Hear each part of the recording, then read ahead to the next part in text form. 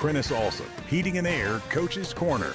Fueled by Donut Country and McDonald's on 101.9, 100.5, 1450, WGNSSports.com, and BigGTV. Our Coach's Show is brought to you in part by Dr. Automotive, the cure for your car. Professional auto repair, maintenance from ASE certified mechanics and master mechanics, online at autorepairsmyrna.com. Time to talk Oakland football. The Patriots winners 42-10 over the Cookeville Cavaliers, and it is always a pleasure to send Cookeville home with a loss. That goes back to the old days of it's crazy to think that they were district opponents back in the day. That is wild. You know, considering how far they are. And we went with Riverdale last night to Lebanon, and Lebanon was one of those old district opponents. It's kind of fun to have some of those old matchups for the old timers. I know there are Oakland fans that remember playing Cookeville and that kind of thing. So yes, and back in the day, Cookeville, Lebanon, Gallatin, they always gave Rutherford County fits. So those were some cool retro matchups.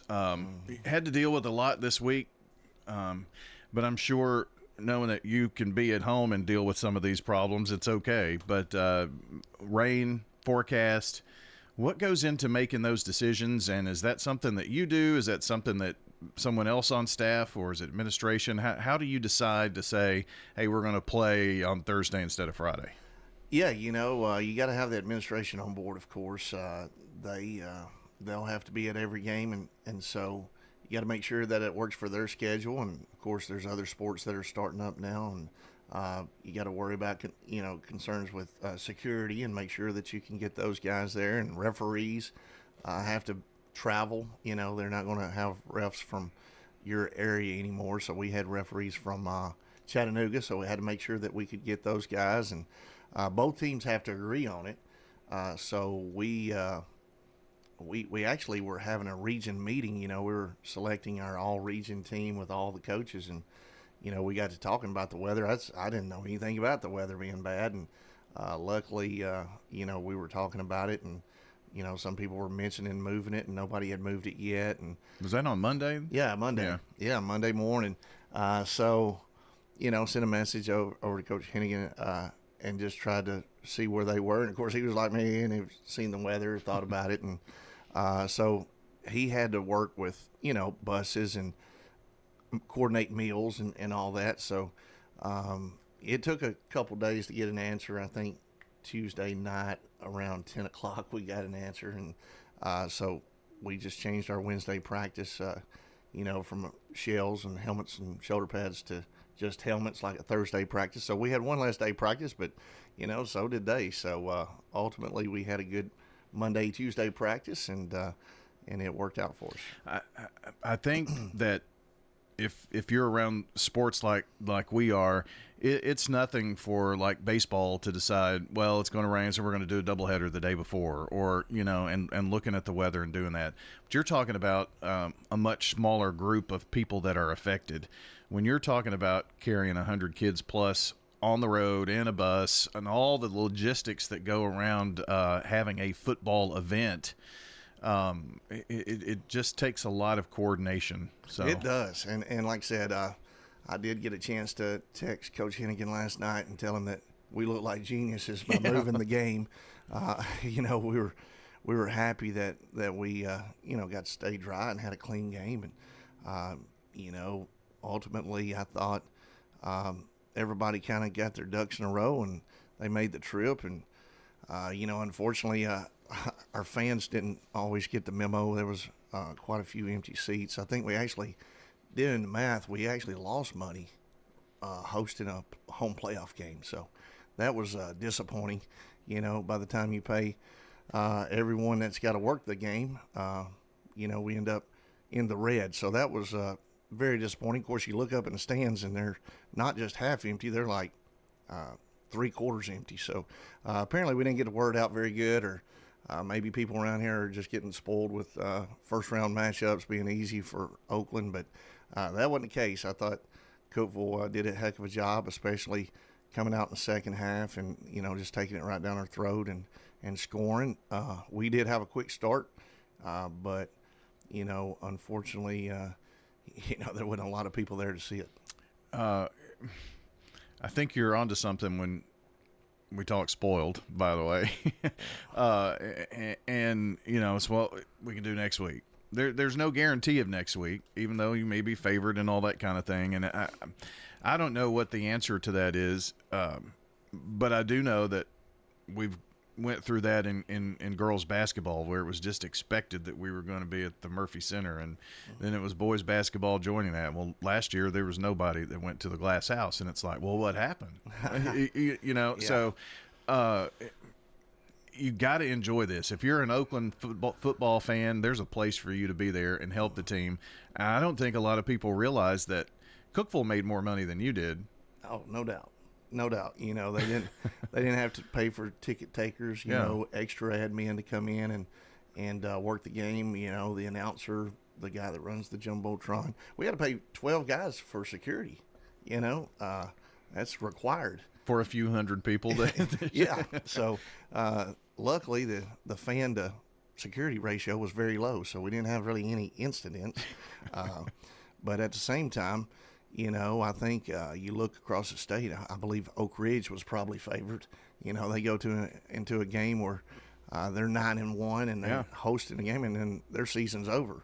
And there's a lot of people that didn't get to see those seniors play their last game, and that's unfortunate. But at the same time, I think it's just kind of a slap in the face to the players that give all this time and effort and work hard to make it to the playoffs and get us to where we can have a favorable matchup, in round one at home. But it's disappointing to see that people aren't supporting them, and I don't know what exactly was going on that was, happening Thursday night in Murfreesboro.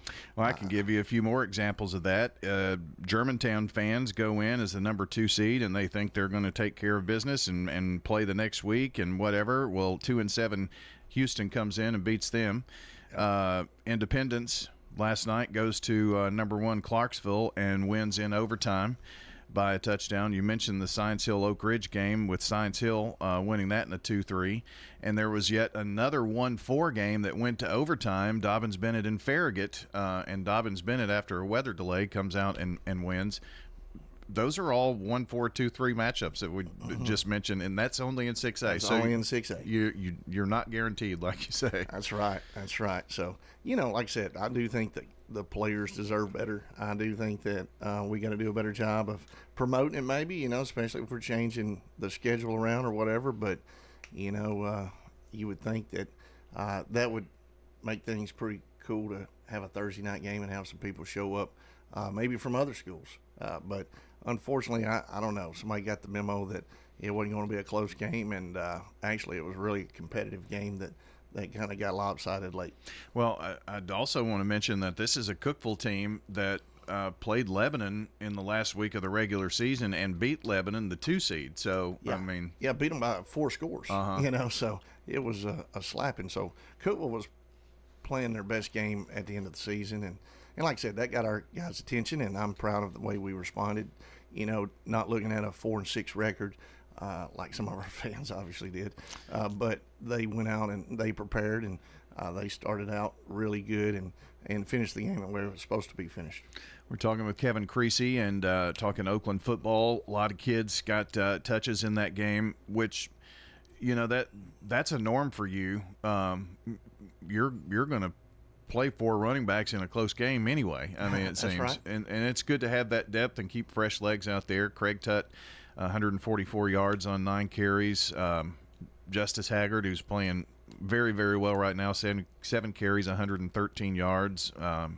Morton ran well. Kamani Bass, of course, Dante. So you got the job done on the ground, which is what you want to do.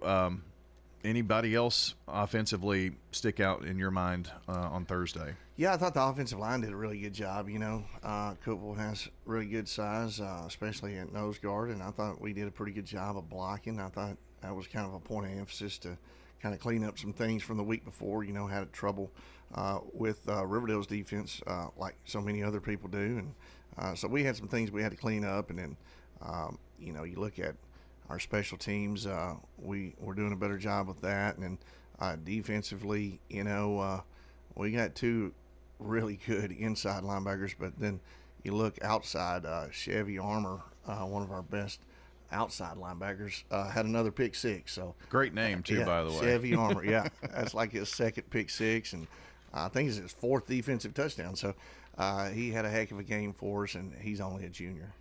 There were others. I think Colin Williams had 9 tackles, 1 for loss in that. And I don't think I had the defensive stats, but I didn't get a chance to see you last week. And when we did the broadcast last week, I got to call the name Gainer again. So, it was good to see him. Kyrie's a heck of a defensive back that's been out, and now he's back healthy. And so, yes, we're a whole lot better with Kyrie Gainer out there. Just having his presence out there. But sometimes when you have kids out, that allows you to develop some depth, which you all are really good at, and being able to fill some gaps with kids who are really ready to go next man up, and then all of a sudden they splash on the scene. It's like, well, where was this? But these guys, they've been working hard in practice every day. Yeah, we always try to have 3 guys for 2 positions. If we got 2 corners, we try to have 3 guys. If we have quarterback position, just 1 guy, we try to have 2 guys for the quarterback spot. Tight end position, usually just 1 guy, but we're lucky enough to have 2 guys that can play that. 2 guards, we try to have 3 guys ready to play. So we always have that 3rd guy. A 4th guy might make it where they're not quite as good. A lot of times backups are backups for a reason, but if you can have 3 guys that can play 2 spots, and so when a Kyrie goes down, we can just plug someone in like Valon Henderson, and it turns out to be okay. Yeah. You're kind of masterful at this, I think, and your assistance with that, because if you've got somebody that's that talented, they're going to want to play. That's so right. You got to come up with some type of rotation. Case in point, and I know you probably are sick of even talking about having 2 quarterbacks, but that's a kind of a norm for you. But given touches, that's how you do that. So, but isn't that hard to make sure that everybody gets an opportunity? Yeah, and it's win or go home. So the stakes are high. The generosity touches, the make you feel good touches are all out the window. We're going to do what it takes to win. Right now we're rotating 3 guys at 2 offensive tackle spots, and I think there's probably all 3 of them want to be the starter only. But that's why they are who they are. We want them to be competitive, and we want them to win the spot outright. But we got 3 guys that can play those 2 positions.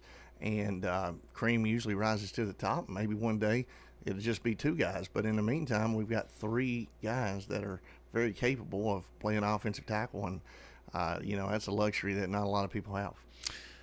Kevin Creasy's here with us. Kevin, I'm going to ask you about your Mr. Footballs here in a second, too. But I just thought of something that I had the chance to listen to some broadcast on Thursday night, and heard, Gallatin broadcasters talking about the game the week before at Oakland Riverdale, and, be nice to see Oakland take an L. And then we heard that in the press box at Lebanon last night, and it just made me think, you guys play with a target on your back every single week.